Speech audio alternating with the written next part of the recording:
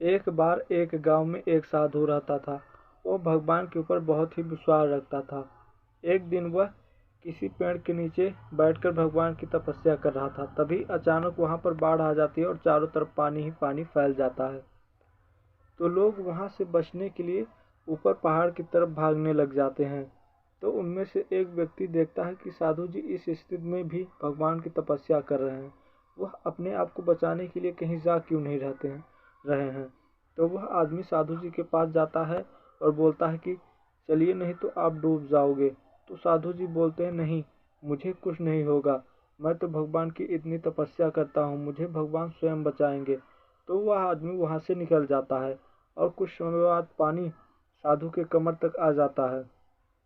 अब लोग वहां से बचने के लिए नौका लेकर निकलने लगते हैं। तो एक नौके वाला जाकर साधु जी के पास बोलता है कि चलिए, आप भी नहीं तो यहाँ पे डूब जाओगे। तो साधु जी फिर से वही बोलते हैं कि मैं तो भगवान की इतनी तपस्या करता हूँ, भला मुझे क्या होगा, भगवान मुझे स्वयं आकर बचाएगा।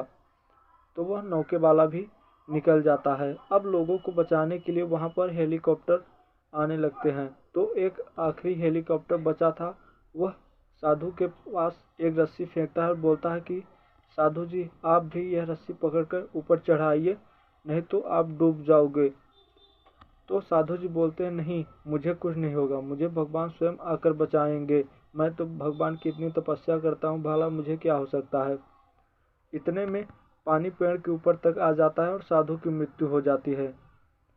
साधु मरने के बाद जब भगवान के पास जाता है और पूछता है कि आपने मुझे बचाया क्यों नहीं, मैं तो आपकी पूरी जिंदगी सेवा किया हूँ।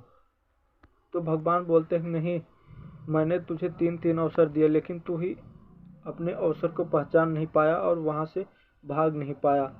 तो साथियों, इसी तरह भगवान भी हमें भी बहुत सारे अवसर देता है ज़िंदगी में कुछ करने के लिए, लेकिन हम लोग ही उस अवसर को पहचान ही नहीं पाते।